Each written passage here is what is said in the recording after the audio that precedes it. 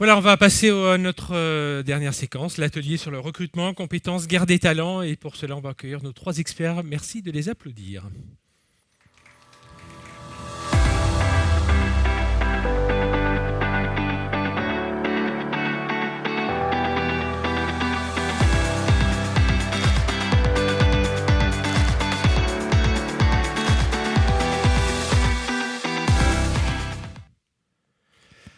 Voilà, on attaque ce dernier atelier de la journée par le sujet important, parce que ça a été en filigrane tout au long de cette journée, cette guerre des talents, ce problème des compétences. On entend beaucoup d'entreprises qui réclament encore toujours davantage de bras, et notamment dans le numérique. On va en parler avec nos invités.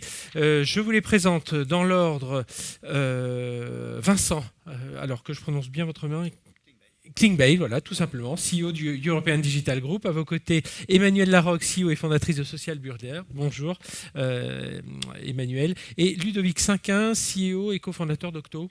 C'est bien ça. Vous avez chacun un micro devant vous. Comme ça, on pourra parler plus facilement. Alors aujourd'hui, ma première question, elle est assez simple. Comment une entreprise peut faire pour répondre à la pénurie de profils IT?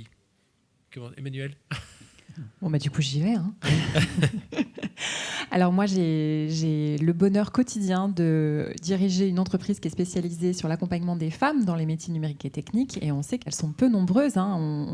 Pour le mieux, on parle de 26% dans la filière numérique et 15 à 16% dans les métiers techniques.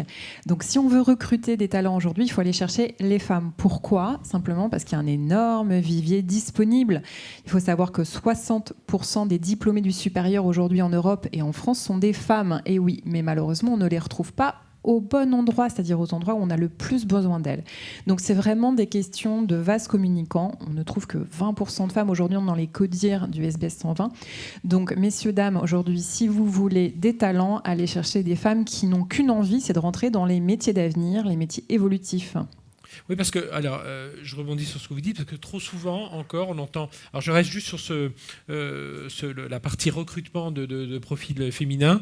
Alors, bon, il y a déjà moins d'ingénieurs à la base, mais c'est vrai qu'il faut aller les chercher ailleurs. Et trop souvent, je trouve que les entreprises vont se les piquer. Dès que des femmes au profil d'ingénieurs sont repérées, elles fonctionnent finalement dans un vase clos.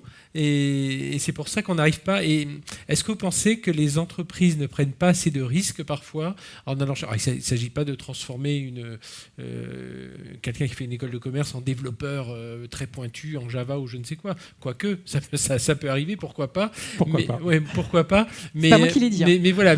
Mais pour le numérique, voilà, il y a tout un tas de métiers. C'est un peu ça qui manque. C'est oser parfois que les entreprises qui recrutent osent aller chercher des profils différents de parcours qui ne sont pas forcément celui qu'ils recherchent à tout prix. Complètement. Enfin, si je peux juste aller sur cette question des femmes, aujourd'hui, bien sûr, elles sont moins nombreuses dans les filières d'ingénieurs. Donc, si vous voulez de la mixité et donc de la performance, on n'a plus besoin de prouver ce lien entre mixité et performance. Il faut produire les compétences techniques des femmes.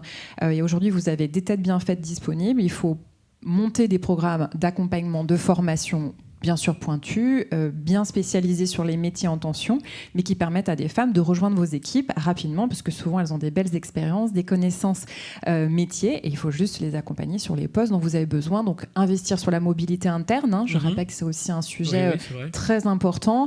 Je prendrai l'exemple de la banque assurance. 85% des métiers du back-office aujourd'hui sont automatisables dans les 5 ans, et 70% des personnels de ces métiers sont des femmes. Donc faites le calcul, c'est tout un vivier de personnes qui sont motivées et souvent bien formées sur les métiers de la banque assurance qu'il faut aller investir sur les nouveaux produits, les produits technologiques et les produits de demain. Voilà, donc je dirais, il faut prendre du risque sur la mobilité interne, il faut prendre du risque sur des profils qui sont un peu différents sur leur formation initiale, mais aussi il faut penser, là il y a tout un sujet sur les math skills, je ne sais pas si on va peut-être en parler, mais on cherche des gens qui ont fait des choses de dingue, etc. Donc, si on veut prendre des risques de plus en plus parce qu'il n'y a pas les profils, à ce moment-là, généralisons aussi aux femmes. Vincent, sur cette pénurie, comment faire face aujourd'hui? Alors, il y a la question de la pénurie, mais juste pour revenir sur la question des femmes, Mm-hmm. en fait, le problème vient vraiment en amont. Et moi, ce que j'arrive pas à comprendre, c'est pourquoi il y a si peu de femmes déjà dans les écoles d'ingénieurs. Je pense que le problème Allez vient faire un tour vraiment en prépa, vous allez comprendre. ou même en prépa. Ouais, C'est dès la mais- prépa, en fait, ouais. parce qu'on se dit qu'il y a moins de, je sais pas, 10% de femmes chez les développeurs. Mais en fait, c'est parce qu'il y a déjà 10% de femmes en prépa ingénieur et je crois 7% dans les écoles d'ingénieurs, entre 7 et 12%, je pense, quelque chose comme ça. C'est assez faible. Je pense qu'il- La guerre des chiffres. Non, voilà. mais il faut le problème remonter. vient de là, en fait. C'est la question qu'il faut se poser, c'est pourquoi il n'y en a pas assez déjà dans les écoles d'ingénieurs. Et après, ça nous permettra, parce que nous, on veut recruter des femmes, on fait partie de toutes les associations, de Sista, on veut recruter des femmes développeurs, des développeuses. Alors, d'un côté, sur le digital marketing, parce que nous, on recrute et des profils dans le digital marketing et dans l'IT. Sur le digital marketing, là, il y a une vraie égalité. Il y a beaucoup de traffic managers, des experts en relations naturelles, des femmes et des hommes. Mais c'est vrai que sur l'IT, on a vraiment du mal à en trouver. Prenez un livre, je vais vous dire pourquoi ça remonte beaucoup plus tôt. Prenez un livre d'aujourd'hui, de l'année 2020-2021, un livre de sciences physiques, vous ouvrez. C'est une petite fille qui va montrer une expérience chimique avec de la farine, du lait, du beurre, du sucre. Et c'est le garçon à côté qui va montrer une expérience chimique où lui, il est avec des cailloux, Ça vient de là déjà. Bah, il faut faire. Je pense que nous, notre rôle, c'est d'aller voilà, carrément c'est une dans image, les écoles. Il faut non, qu'on mais- aille dans les écoles pour faire changer les mentalités. Mais qu'on aille dans je les pense que prépas. ça vient de là aussi, c'est Ouais. que l'image d'ingénieur, c'est monsieur l'ingénieur et moins une fille. Donc Alors ça, ça c'est démarre sur la de là question voilà, du fait que, et sur la pénurie en général. Déjà, elle est due au fait que l'accélération digitale, c'est la priorité numéro une de tout le CAC 40, de toutes les ETI et de toutes les PME. Du coup, il y a 80 000 postes vacants en IT. Il y a une vraie guerre des talents aujourd'hui. Et moi, je vois plusieurs problématiques. Il y a déjà comment sourcer ces profils. Ensuite, comment bien les évaluer. Et surtout, on parle beaucoup de pénurie de talent et souvent les entreprises se concentrent beaucoup sur le sourcing de talent. Là où il faut aussi, et je suis admiratif d'Octo sur ça, c'est les retenir. Et comment on fait pour avoir une bonne marque employeur et réussir à retenir les talents. Parce que le départ d'un développeur, c'est l'équivalent d'une perte de 6 mois de salaire. Le temps de remandater un cabinet, de l'onboarder, qui se familiarise avec la stack technique, ça met énormément de temps. Et pour vous, alors c'est les 2-3 recettes, voilà, pour redéfinir. Comment vous redéfinissez aujourd'hui votre politique de recrutement alors aujourd'hui pour justement par rapport alors, nous déjà sur le sourcing, on utilise des outils de sourcing très performants, ce qu'on appelait le recrutement 2.0, des outils d'automatisation, plein d'outils pour trouver ces candidats. Ensuite, il faut énormément travailler l'accueil du candidat en entretien. Aujourd'hui, un développeur, je prends l'exemple du développeur, je pourrais prendre d'autres métiers, mais il a en moyenne 5 offres et nous, on a 20 besoins. Donc, c'est lui qui est en position de force. Quand on est en entretien en face d'un développeur, nous, on se met en position commerciale et on est là pour lui vendre le projet parce que nous, on a des clients qui ont besoin de nous et lui, il a 5 offres. Donc, on se met vraiment en position commerciale. Il faut réussir à attirer ses talents. Parce que c'est pas que le salaire, parce qu'évidemment. Pas du tout. Il y a un peu de surenchère, mais c'est pas ça. Franchement, je crois que ça arrive en numéro 3, le salaire. Ce qui compte, c'est le challenge technique. Je sais pas pourquoi je prends encore l'exemple du développeur, mais sur un développeur, ce qui compte, c'est d'abord le challenge technique, et après, ça va être la réputation, l'ambiance de la société. Je crois que le salaire arrive qu'en 3e position, donc ça suffit pas de jouer sur le salaire. Il faut vraiment, et pour ça, il faut en interne être sur les meilleures technologies. Pas avoir une énorme dette technique ou pas être sur des technos vieillissantes parce qu'on ne pourra pas attirer les meilleurs. Donc, il faut toujours être sur les dernières versions des frameworks aussi pour attirer les meilleurs candidats. Et après, c'est un terme qui maintenant est un peu galvaudé. C'est tout ce qui est feel good management, mais faire en sorte après que les personnes se sentent bien dans l'entreprise. Le sens, la quête de sens, raison d'être. C'est ça, et également toute la politique RSE. Mais ça suffit plus maintenant de s'inspirer de la Silicon Valley, de dire si je mets un baby-foot, une machine d'arcade et des fruits pour tout le monde, ça suffit plus du tout pour attirer les candidats. Et donc ils sont effectivement en quête de sens, et c'est la direction qu'il faut prendre aujourd'hui. Vous voulez rajouter quelque chose, Emmanuel ? Non, je disais que un développeur peut être une développeuse. Oui. Et c'est important dans l'imaginaire collectif de bien penser à féminiser, parler en inclusif, parce que justement nos algorithmes, et on a vu un petit peu des problèmes dans un certain nombre d'entreprises, ont tendance à reproduire des modèles. Donc diversifier aussi ses sources, Oui. ça permet d'aller chercher des nouveaux profils qui ne sont pas forcément aujourd'hui quand même connectés à ces cabinets de recrutement, qui ont aussi certaines habitudes. Donc pour recruter des développeuses, voilà, il faut diversifier ces sources d'identification. J'ai l'exemple, pourquoi c'est important. J'ai l'exemple d'un jeune, enfin il a 28 ans, il a monté une start-up, c'est un X, et j'avais rencontré, enfin bref, et il me racontait qu'ils sont 10 aujourd'hui. Il y avait 3 postes à recruter dans le développement et ils se sont forcés, entre guillemets, mais à profil peut-être un peu moins bon pour certains. Ils ont pris des filles parce qu'ils ont dit si on ne prend pas 2 filles au développement, c'est fichu. On sera 13, 14, 15 garçons et là on n'en verra plus une. Tandis que là, le fait d'en avoir 2, en plus ils sont arrivés en même temps, voilà, ça a permis il dit c'est un premier pas. Enfin, voilà, c'est juste un exemple, mais il espère que ça va jouer sur la suite. Proactif. Ludovic, donc justement, comment on redéfinit sa politique, puis derrière, oui, comment on les fidélise aussi derrière. Alors, pour attirer des gens aujourd'hui, il faut être plus compétitif que les autres, donc avoir une proposition de valeur qui nous distingue du marché, et puis être créatif, c'est-à-dire aller chercher des candidats là où on ne va pas les chercher habituellement. Donc voilà, je rejoins tout à fait Emmanuel, il faut féminiser nos effectifs parce qu'il y a plein de femmes qui seraient très compétentes dans ces métiers et qui s'ignorent. C'est des métiers qui sont un peu intimidants. Vous êtes prêt à prendre des gens qui n'ont pas forcément le parcours, les hard skills, enfin voilà, qui n'ont pas forcément les compétences. Je parlais de Java, de ce genre de choses, qui ont d'autres compétences peut-être en soft skills, donc ces compétences de savoir-être, d'être bon en groupe, sur pouvoir travailler en mode projet, etc. Vous êtes prêt à faire ça et se dire, et nous on va les orienter. Alors bien sûr, pas sur des Alors, ce qu'on fait, c'est de développer des partenariats, notamment avec des écoles. Simplon fait un travail admirable, notamment pour l'insertion des femmes sur les métiers de la tech. Donc, on s'associe à ces parcours-là.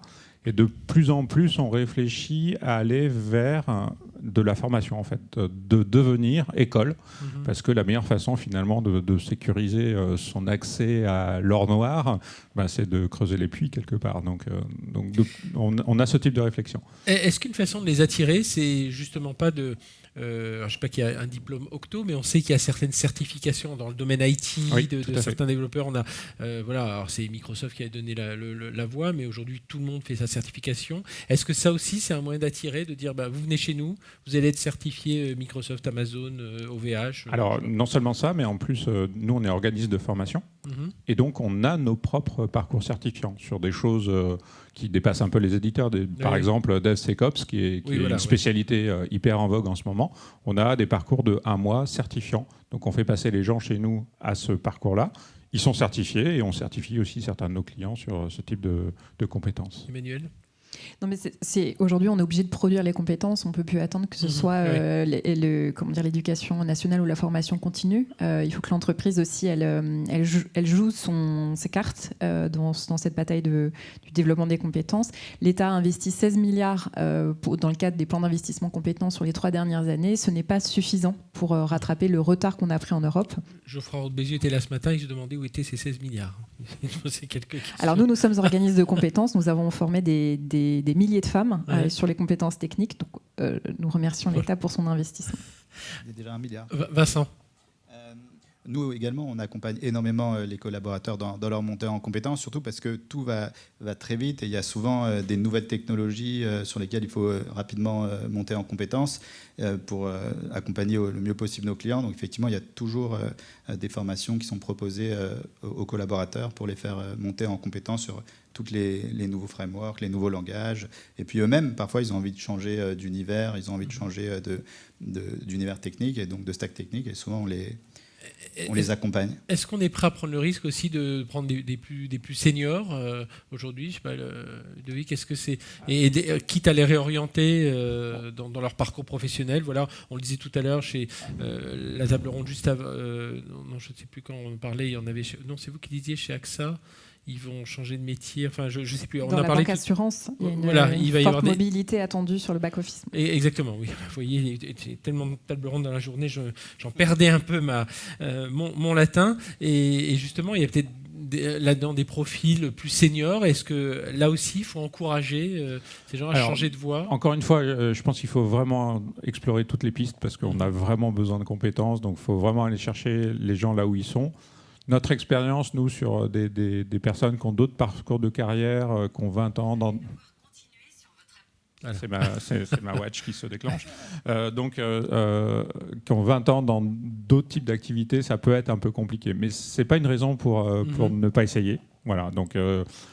il y a tellement de débouchés dans le digital qu'il faut absolument donner cette chance aux gens parce que c'est impossible d'imaginer qu'on ne réalise pas tout son potentiel alors qu'il y a des gens qui cherchent du travail. Est-ce que c'est peut-être ça qui manque aussi, c'est de montrer tout le potentiel, tout l'éventail des métiers du digital? Parce que c'est vrai, alors là vous preniez l'exemple du développeur, mais enfin il y a besoin de développeurs, mais il y a besoin de tout un tas dans le marketing digital. Enfin je ne vais pas faire tous les métiers, mais des designers, voire même des philosophes parfois, parce que, enfin des gens qui ont fait sociaux, parce que pour l'ergonomie, pour... Et 40 filières de métiers dans le numérique. Nous, en fait, notre métier chez Social Builder, c'est de présenter les métiers du numérique aux femmes dans leur diversité et leur richesse pour qu'elles puissent travailler des projets professionnels. Et après, on monte des parcours de formation vers des métiers du développement, de l'UX, de la data, tout ce qui recrute. Donc aujourd'hui, on a un travail de pédagogie à faire sur l'ensemble des salariés puisque l'obsolescence des compétences touche toutes les industries. Donc on doit absolument faire ce travail pédagogique pour que chacun soit dans une dynamique de remobilisation autour de sa formation personnelle. On est obligé aujourd'hui de se former, quelles que soient les personnes, seniors ou même juniors. On a des juniors qui arrivent en entreprise, ils ont des usages des réseaux sociaux, c'est pas pour autant qu'ils sont bons à travailler sur des plateformes collaboratives. Donc ça, c'est aussi des idées reçues qu'on a. La question de se mettre dans le numérique, ça concerne tout le monde et l'évolution des compétences concerne tout le monde. Vincent ? Non, allez-y. Non, effectivement, il faut cette pénurie, elle touche tous les domaines, tant le digital marketing, c'est toujours aujourd'hui des bons traffic managers, des social media managers. Sur la data science, c'est là où il y a la plus grande pénurie. Les data scientists, très, très compliqués à trouver. Et les salaires de sortie aussi des candidats sont largement supérieurs à ce que c'était à quelques années. Donc c'est vraiment aussi, il y a une énorme pénurie. Ouais, dans tous les il y a une pénurie dans tous les métiers, effectivement, donc, et particulièrement sur les data scientists et les développeurs. Comment on fait pour renforcer son sourcing? Alors on dit il y a des organismes, mais est-ce qu'il faut aussi sensibiliser aussi les collaborateurs de l'entreprise pour que même les motiver Alors nous, toutes les secrets de sauce du sourcing, je vais vous en partager. Il y a d'abord quelque chose de classique, c'est la cooptation, bien évidemment, et de l'incentiver, de remercier tous les... je crois en France, c'est 20% des recrutements qui peuvent se faire via la cooptation. Après, nous, on a utilisé aussi l'outsourcing. On allait recruter des profils à l'étranger. On les a accompagnés sur les démarches administratives pour les faire venir en France. Puis après, on a fait beaucoup d'opérations de marketing, beaucoup d'opérations de buzz pour attirer les talents. On en avait fait une. Alors, je parle là de ma précédente boîte, Ametix, que j'ai revendue au groupe La Poste. Et on avait fait une offre d'embauche ferme à tous les étudiants de l'école 42. On leur avait proposé, on leur avait dit, voilà, nous, on ne vous embauche pas à la sortie de l'école, mais dès que vous entrez dans l'école 42, vous aurez un poste chez Ametix. Parce qu'on aimait bien l'idée de Xavier Niel de faire cette école de la deuxième chance où peu importe son diplôme, on pouvait apprendre. Et il y avait une telle pénurie de profils. Et malgré ça, on en a eu qui sont venus chez nous quand même. Mais on n'a pas réussi. On a envoyé 1000 promesses d'embauche. Et on en a eu quelques-unes, mais on n'a pas réussi. Après, on a lancé comme ça, tous les mois, on lançait une opération de com pour attirer les candidats. Donc on a fait des clips avec Doc Gynéco, Benjamin Castaldi, Ariel Dombal. On a fait plein d'opérations pour attirer les talents. On s'est dit, voilà, face à cette pénurie, soit on reste... soit on attend traditionnellement, soit on tente des opérations comme ça qui ont bien marché. On a fait des plus ou moins un peu. On en avait fait une qui était vraiment. Il fallait un peu choquer. On avait lancé un site qui s'appelait combien-je-mérite.com où tous les développeurs pouvaient envoyer leur CV et on leur disait combien ils valaient sur le marché. Et du coup, on avait reçu 10 000 candidatures la première semaine et puis on leur disait voilà, on vous estime à temps. D'ailleurs, voici un poste qui peut vous correspondre au sein de notre entreprise. Voilà, on a fait plein d'opérations comme ça, buzz, pour attirer des candidats. Donc, Donc, c'était notre spécialité dans ma société précédente. Et après, sinon, il y a les techniques classiques, c'est augmenter son pôle sourcing, avoir beaucoup de chargés de recrutement. Je pense que vous allez partager ça. Je pense que c'est important aussi que les recruteurs soient également des profils techniques capables d'échanger avec un développeur, par exemple. Parce que si un développeur vient en entretien et c'est un expert, vous prenez l'exemple de Java tout à l'heure, et on lui demande vous êtes travaillé sur quel framework en PHP, il va mal le prendre, il a besoin qu'on le comprenne. Donc c'est bien qu'il y ait des experts techniques capables d'évaluer les candidats. Et après, il faut faire aussi un process rapide. Malheureusement, ils sont tellement sollicités qu'ils acceptent rarement de revenir 2 fois, 3 fois en entretien. Donc, il faut rapidement prendre sa décision. Il faut rapidement envoyer l'offre. Si vous envoyez l'offre 2 semaines après, parce que votre process est trop long, vous avez 90% de chances qu'il accepte une autre offre. Donc, il faut être très réactif. Limite... le lendemain, ou même à l'issue de l'entretien, il faut être capable l'intérêt que vous portez. Exactement, de leur faire une offre. Ils sont extrêmement chassés, donc il faut, et encore une fois, l'accueil est très important. Et voilà, les stats sont simples. Il y a beaucoup d'efforts. On voit les outils, je pense à des outils comme ServiceNow, mais il y en a d'autres de recrutement qui mettent en place du onboarding très avancé qui permet toute la partie administrative. Bien sûr, pour aller très vite. Après, sinon, moi, je pourrais écrire un livre sur tout ce qui m'est arrivé en entretien avec des développeurs, parce que c'est vrai que comme maintenant, les développeurs sont en situation plutôt favorable, de force, lors d'un entretien, et je pourrais écrire un livre de tout ce qui m'est arrivé. Je peux vous raconter quelques anecdotes, comme une fois, un qui arrive, il dessine un trait comme ça, il met plein de points, et comme ça, je fais pourquoi il fait ça et tout. Il me dit voilà, avant de commencer l'entretien, parce que moi j'ai déjà 5 offres, je veux juste vous préciser qu'il faudra me trouver un poste entre 7 stations et 7 stations de métro. Alors je regarde et je lui dis bon, Opéra, Aubert, c'est bon. Il me dit non, moi je veux juste Opéra, il faut qu'il y ait Opéra comme ça. Pour vous dire un peu, parfois il y a ce qu'on appelle des divas. Donc ils savent qu'eux ils sont très recherchés sur le marché, que nous on a énormément besoin d'eux, et donc ils en profitent parfois. Et donc nous on est normalement dans un autre secteur, on dirait j'accepte pas du tout ce comportement. Nous on n'accepte pas. Voilà, mais j'avais pas accepté non plus, mais je raconte l'anecdote. Mais c'est vrai qu'on est d'accord, il y a des candidats qui peuvent se permettre des choses qu'on ne se permettrait pas dans d'autres secteurs, parce qu'ils savent que... On voit qu'il y a vraiment ce côté confiant. Et ils le savent. Sur comment renforcer justement son sourcing, alors qu'est-ce que vous avez comme autre... je dirais au-delà de... Je pense qu'aussi, aujourd'hui, une entreprise, elle se vend sur sa culture. Qu'est-ce qu'on a à proposer qui nous appartient vraiment et auquel, pour moi, on rentre dans une tribu aussi quand on veut faire une histoire avec une entreprise. Alors on parlait de turnover tout à l'heure, habitude de vie, quand on comparait nos chiffres. Et on faisait le constat que c'est généralisé dans tout l'univers dynamique, start-up, IT. Moi, je pense qu'il faut être très très clair sur ce que la personne va trouver chez nous et pourquoi elle rejoint une équipe. Je pense qu'il faut recruter pour enrichir une équipe, un projet, et dans lequel la personne, bien sûr, on va l'accompagner de manière individuelle pour qu'elle se développe. Mais avant tout, nous, on recrute sur un environnement extrêmement stimulant, innovant, sur lequel les gens auront beaucoup de responsabilités, et on travaille sur une mission. Nous, quand on se lève le matin, on sait pourquoi on est là. Et ça parle pas à tout le monde, mais les gens qui nous rejoignent, ils veulent ça. Et du coup, il y a une espèce de cohésion, ça part très très vite, et l'onboarding est beaucoup plus rapide parce qu'on s'est mis d'accord tout de suite sur les règles du jeu et sur ce qui est attendu. Et donc je pense qu'il ne faut pas avoir peur d'être qui on est et de dire très clairement ce qu'on va trouver chez nous. Oui, on a exactement la même stratégie, qui est une stratégie un peu Start with Why de Synec, qui est il faut afficher ses valeurs pour entrer en résonance, que ce soit avec ses clients et ses candidats. Et donc nous, on investit beaucoup là-dessus, on prend des partis pris. Octo est une filiale d'Accenture, donc c'est vrai pour Octo, c'est vrai pour Accenture aussi. Un socle de valeurs très fort qu'on affiche à l'extérieur. Au niveau d'Octo, on a passé le palmarès Great Place to Work, on a fini premier, donc c'est une façon de valider aussi un engagement sur le bien-être au travail. On a passé une certification B Corp, parce qu'on considère qu'aujourd'hui, on a envie d'attirer des gens qui sont missionnaires dans ce qu'ils ont envie de faire, donc qui ont envie de défendre l'environnement, qui ont envie de défendre l'inclusivité. C'est à travers ça qu'on engage davantage ses collaborateurs, c'est des actions qui ne sont pas forcément liées à leur métier en particulier, mais voilà, aux à côté. Et je pense que l'environnement va imprégner tous les métiers de demain. Donc, ce n'est pas encore tout à fait le cas, mais ça va venir.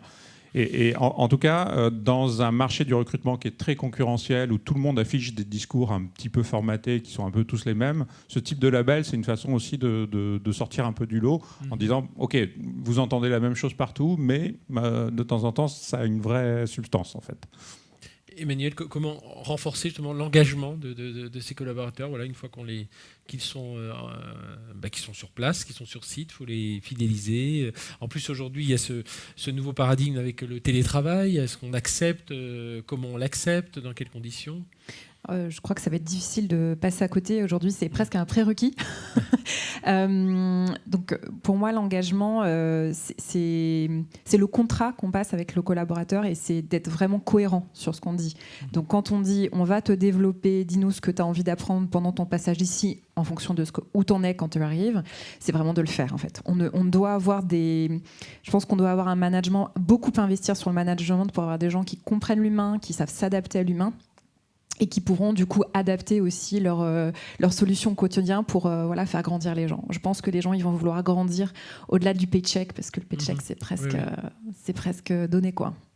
Vincent, sur ce côté engagement pour fidéliser les collaborateurs, nous on fait beaucoup d'événementiels, beaucoup d'événements, des meet-up techniques, mais également des événements festifs. Sur Ametix, donc ma précédente boîte, on organisait un événement qui était le concours du meilleur développeur de France. C'était le plus grand concours de code d'Europe. On avait 10 000 personnes en physique qui venaient se confronter. Et donc, c'était un bon moyen aussi de travailler la marque employeur et puis d'être proche de la communauté des développeurs. Donc, nous, on misait beaucoup sur les gros événements pour attirer des candidats. Et toujours avec nous, l'esprit, c'était vraiment d'être d'un esprit fun et une bonne ambiance aussi. C'était important. Et après, juste parce que je suis un fan aussi d'Octo, j'ai beaucoup suivi ce que vous avez fait. Et de l'extérieur, l'image qu'avait d'Octo, c'était surtout l'expertise technique. Il y a beaucoup d'architectes de très haut niveau. Et j'aimerais bien savoir comment vous avez réussi à avoir cette image chez Octo. Vous, c'était beaucoup sur l'expertise technique, je pense, que les architectes vous rejoignez. Et ma question aussi, c'est est-ce qu'avec l'intégration chez Accenture, vous arrivez à garder cette marque employeur, cette love marque que vous aviez développée ? Alors, à la deuxième question, la réponse est tout à fait oui. Et comment on l'a développé j'ai quelques explications, je ne sais pas si elles épuisent le sujet, mais globalement en ayant des choix radicaux, c'est-à-dire en étant très ancré, en sachant très précisément qui on est et ce qu'on voulait faire, et donc du coup le reste en découle. Ça veut dire non à certains candidats, dire non aussi à certaines missions parce que ce n'est pas aligné avec ce qu'on a envie de faire. Et au bout d'un moment, en fait, les gens reconnaissent ça, le bouche à oreille fonctionne, et on arrive à amorcer une pompe de gens qui rejoignent une entreprise pour ses valeurs, pour ses convictions. Comment on arrive à les gérer, justement, les bons, ceux qui savent en plus qu'ils sont bons ? Alors, c'est une excellente question. Moi, il y a un concept que j'utilise beaucoup qui est le concept des Brian Jerks de Netflix, donc les connards brillants, si on peut résumer comme ça. Et il faut s'en débarrasser à tout prix. Ouais. Voilà. Il n'y a qu'une règle, c'est les gens brillants qui sont toxiques pour le collectif, il faut les virer. C'est pas facile à faire, ça demande beaucoup de courage, mais c'est essentiel pour la santé d'une entreprise. Vous devriez être entraîneur de foot. Emmanuel, sur ces talents brillants, c'est qu'il faut apprendre à gérer. Alors, sur les compétences... Parce que ça peut être compliqué, une fois qu'on a quelqu'un de bon, qui a quelques exigences, alors j'imagine on peut en répondre à certaines, mais effectivement, après, ça peut devenir invivable. Et pour les autres à côté. Je pense que c'est l'expérience aussi individuelle qui parle de ce qu'on est capable ou pas capable de faire. Moi, je dirais qu'il peut y avoir des exceptions, mais souvent, il y en a une seule qu'on va faire, parce qu'il y a vraiment, je dirais... quelque chose d'incontournable et on a vraiment besoin d'une expérience spécifique. Mais de mon expérience, dans les qualités et les compétences clés pour une organisation aujourd'hui, c'est d'être capable de rentrer dans un collectif et de travailler en équipe. Oui. Je ne vois pas comment on peut faire avancer une organisation, quelle qu'elle soit, sans avoir le projet de l'organisation et être capable de défendre dans une équipe. Voilà. Je pense que les personnes aujourd'hui qui n'arrivent pas à se développer sur cet axe-là, à ce moment-là, il faut qu'ils fassent des projets pour eux-mêmes, en fait. Voilà.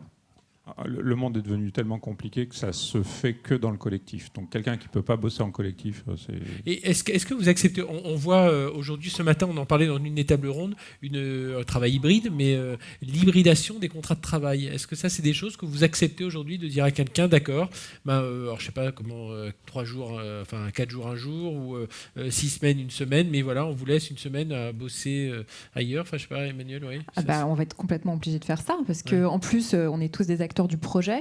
Donc dans les projets, il faut aller chercher des compétences ad hoc spécifiques. Donc on est obligé de les faire monter, de les faire sortir. Souvent, ils sont sollicités par plusieurs personnes. On n'a pas le choix. Vincent, ça vous arrive aussi de... C'est nouveau, mais effectivement, il faut s'adapter aux nouvelles exigences du marché. Effectivement, on va accepter, on va essayer de faire en sorte que... de s'adapter, ça, et bien sûr, et le télétravail également, leur permettre une journée, 2 journées de télétravail par semaine, quelque chose maintenant. C'est vrai qu'il y a 3-4 ans, on m'aurait dit ça, j'avoue, j'étais vraiment contre le télétravail, j'y croyais pas, et c'est vrai que post-Covid, on a pu constater que ça pouvait fonctionner, et donc maintenant, je suis un défenseur j'ai changé d'avis sur ce sujet. Après, il faut savoir le gérer. Et on est tous d'accord qu'avant, il y avait peu de télétravail quand même les gens ne demandaient pas autant, c'était très rare, quoi. En fait, ce qui a changé, c'est que dans nos métiers, la situation par défaut, avant, c'était le présentiel. La situation par défaut, maintenant, c'est le télétravail. Et du coup, il faut travailler le présentiel pour qu'il soit... c'est ce qu'on disait une étape ce matin. La qualité du présentiel doit être essentielle. On n'y vient pas juste pour checker ses mails et tout ça. Emmanuel, il y avait une question aussi sur l'importance de la reconversion, de l'inclusion. C'est un thème qui vous est cher. Alors oui, on en a déjà parlé, mais en fait, notre sujet, c'est vraiment comment on embarque, notamment les 13 millions de personnes qui sont encore victimes de la fracture numérique, quelle qu'elle soit, que ce soit parce qu'ils n'ont pas accès à un device ou parce qu'ils ne savent pas utiliser ce qu'on leur propose. Et on ne peut pas penser une transformation de l'économie à l'échelle à laquelle on l'envisage, ou maintenant n'importe quel des services pour déclarer, pour accéder à une université, demander un prêt ou accéder aux services de santé, tout ça, ça se fait en ligne et à distance. Donc il faut absolument aller chercher toutes ces personnes. Donc la reconversion, c'est-à-dire permettre à des personnes qui ont une première expérience de basculer sur une autre très rapidement, c'est nécessaire. Ça répond à des problématiques de pénurie, mais c'est surtout un enjeu de société majeur et on doit tous y participer. On ne peut pas laisser ça aux autres, en fait, parce qu'aujourd'hui, ils ont besoin d'accéder à l'emploi, aux compétences, comme tout le monde. Est-ce qu'il y a des questions dans la salle ? Il nous reste une dizaine de minutes, donc moi j'en ai encore quelques-unes, mais n'hésitez pas à vous manifester si vous voulez poser ou vous faire part d'une réflexion, tout simplement, sur le recrutement. Non, pour l'instant non. Parmi les qualités que l'on demande aujourd'hui aux candidats, c'est d'être beaucoup plus autonome, de savoir se responsabiliser. C'est compliqué ça, parce que ça dépend quand même de la personnalité de chacun. Vincent ? Avec le télétravail, il faut vraiment, dans le cadre des recrutements, sélectionner des candidats intègres à qui on peut faire confiance. Je pense que ce que nous a apporté le télétravail, c'est que maintenant on fait beaucoup plus confiance aux collaborateurs. Et effectivement, ils sont plus indépendants, ils sont chez eux, ils sont moins contrôlés. Mais force est de constater, en tout cas nous, dans toutes les entreprises d'European Digital Group, que la croissance est quand même au rendez-vous, donc c'est que ça fonctionne. Et puis on se rend compte que finalement il y a énormément d'effets bénéfiques au télétravail. Donc effectivement l'autonomie et le fait de se responsabiliser, et d'avoir confiance. En fait, il faut maintenant embaucher des collaborateurs en qui on a confiance et surtout travailler avec ceux en qui on a confiance. Ces compétences, elles passent un peu parfois au-dessus des compétences techniques, Ludovic ? Je pense que pour marcher, il faut 2 pattes, en fait. Donc c'est un équilibre entre les deux. C'est sûr que le Mozart du code qui code tout seul dans son coin... Celui qui a 5 pattes, justement. Maintenant, c'est fini. C'est-à-dire que quelqu'un qui ne sait pas s'intégrer dans un collectif, c'est fini. Et à titre d'illustration, on a donc un parcours de 1 mois pour apprendre aux gens à travailler en équipe sur des projets agiles au début. Il y a une des formations qu'on donne systématiquement qui s'appelle « Apprendre à donner et recevoir du feedback ». Parce qu'on considère que c'est un élément clé de la collaboration. Mais après, quand on prend des gens tout frais, sortis d'école, en fait, les réflexes d'autonomie, de collaboration sont assez naturels finalement. En fait. C'est-à-dire que je pense que c'est le milieu de l'entreprise traditionnelle qui peut avoir tendance à les éroder. Il faut retrouver cette fraîcheur. Mais sinon, les gens sont autonomes spontanément. Et Emmanuel, est-ce que ça veut dire aussi qu'il y a une profonde transformation du métier RH aussi qui devient, qui doit écouter différemment ses candidats, qui doit écouter différemment aussi les équipes qui ont besoin de ressources? Moi, je crois beaucoup que, en tout cas, aujourd'hui, les métiers RH, c'est un métier d'accompagnement très individualisé. Donc, ça va être autant de bien sûr bien comprendre quelles vont être les tâches et les compétences nécessaires à faire évoluer une équipe, mais ça va être de pouvoir vraiment, de manière optimisée, accompagner quelqu'un sur chacune des étapes de son développement. C'est un métier entre le coaching et et de la médiation. Donc c'est vrai que c'est un métier toute la partie automatisée administrative, gestion administrative de ce poste, je pense qu'au final, on revient à des RH vraiment business partners très très forts dans l'entreprise. Moi, je pense que dans le cadre d'une transformation digitale, de l'accélération digitale, les RH, c'est vraiment la clé de voûte de la réussite de cette transformation. Il y a quelques années, on pouvait penser que les départements et que les RH, c'était une fonction support dans l'entreprise. La gestion du personnel. Mais là, les RH, dans le cadre d'une transfo digitale, c'est un des acteurs les plus importants pour la réussite. Et moi, le problème que je constate chez pas mal de grands groupes, c'est que dans certains départements RH, on ne comprend pas bien ces nouveaux métiers. Donc, ils ont besoin de se former à tous ces nouveaux métiers. Et quand il y a quelqu'un au digital qui demande au département RH, recrutement un gros hacker ou recrute un traffic manager, parfois, ils ne connaissent pas bien ces métiers. Donc, ils ont vraiment besoin de se former. Et pareil, ça se voit en entretien. Quand une RH ne maîtrise pas bien le poste, le candidat va le sentir et donc du coup elle a moins de chances de l'attirer dans l'entreprise. Donc je pense qu'il faut faire monter en compétence les RH, tant sur la façon de sourcer, également la façon d'accueillir le candidat et surtout de l'évaluer. Et pour ça, il y a beaucoup aussi de tests techniques qu'on peut utiliser, mais je pense que les RH doivent monter en compétence sur les nouveaux métiers du digital. Une ou deux questions dans la salle. Oui, monsieur. On vous emmène un micro, voilà, il arrive.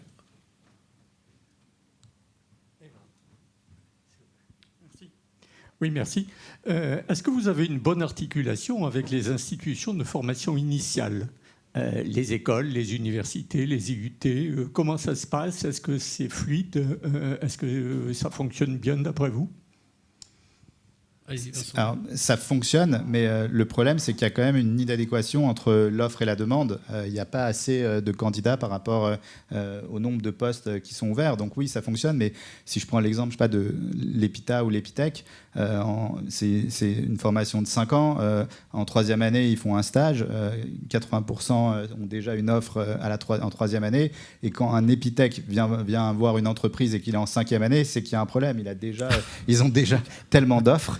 Donc oui, on a de très bons rapports avec les entreprises, mais tout le monde essaye d'approcher les écoles. Donc je pense que ça ne suffit pas. Il y a vraiment une inadéquation entre les besoins et le nombre de profils. Ouais, moi, je considère que c'est complètement insuffisant. C'est-à-dire que les études actuellement mettent l'accent sur l'algorithmie. Et quand on fait du développement professionnel, en fait, la part d'algorithmie, elle est extrêmement faible. Les programmes d'enseignement. Et donc, du coup, il y a un décalage énorme entre le type de compétences dont on a besoin dans les entreprises et le type de compétences formées. Alors, il y a quelques exceptions. Effectivement, EPITA, EPITech en faisant partie. L'école 42 aussi avec des... Elle a ses atouts. Exactement. C'est une formation très intéressante, mais un peu ambivalente. Et puis, sortie de ça... Et du coup, je peux parler d'un dispositif qui s'appelle la POE, où en fait les entreprises, elles viennent nous voir pour construire des programmes de formation totalement adaptés aux métiers visés. Donc on design vraiment avec elles le référentiel de compétences attendues, avec une dimension tech skills, mais aussi une dimension compétences transverses. Et ensuite, on les forme sur un certain nombre de mois. Là, je parle encore de la reconversion, mais c'est très important, toujours se dire, il faut produire des compétences. De toute façon, les systèmes n'en produisent pas assez. Et donc, sur ces programmes-là, on a des financements qui sont par les OPCO et Pôle emploi. Et pour l'entreprise, c'est tout bénéfice. Et quand elles le font avec nous, en plus, on leur propose des femmes chez Social Builder. Allez, un dernier tour de table, là, en un peu plus d'une minute. Les compétences pour les métiers du futur, ce serait quoi ? Il n'y en a qu'une pour moi, c'est apprendre à apprendre. Voilà. J'ai l'impression qu'on est d'accord sur tout. Enfin, Ludovic, on se connaît bien déjà. On va finir dans les temps. Emmanuel. Pareil, il faut s'adapter tout le temps, apprendre à apprendre. L'adaptabilité, tout va très vite, tout change très vite, et il faut, c'est le lifelong learning, un profil que ce soit fonctionnel ou technique, il doit en permanence faire de la veille, apprendre de nouvelles choses et être passionné. Et c'est vrai, alors, juste pour conclure, ce que je trouve fascinant dans les métiers de l'IT et du digital, c'est qu'il y a peu de métiers. Il y a peu de métiers où quand on rentre le soir chez soi, on continue à travailler, à vouloir apprendre. Un développeur, parfois, il peut vouloir apprendre un nouveau langage le soir, le week-end, en vacances. Il n'y a pas de limite entre leur travail et leur passion. Et c'est ça qui est aussi formidable dans ce métier. Et donc moi, je vous conseille, pour vos enfants, proposez-leur d'aller dans des écoles d'ingénieurs, surtout pour vos filles, parce qu'elles auront... elles auront l'embarras du choix pour trouver un job. Exactement. Et en tout cas, nous, on les embauchera. Merci, on peut vous applaudir tous les trois. Emmanuelle Larocque, CEO, fondatrice de Social Builder, Ludovic Cinquin, CEO, cofondateur d'Octo, et Vincent Klingbeil, CEO de European Digital Group. C'est la fin de notre atelier, c'est la fin de notre REF numérique. Merci de nous avoir suivis. Pour ceux qui nous suivent en ligne, si vous n'avez pas pu tout suivre, eh bien, tout est en replay, donc n'hésitez pas.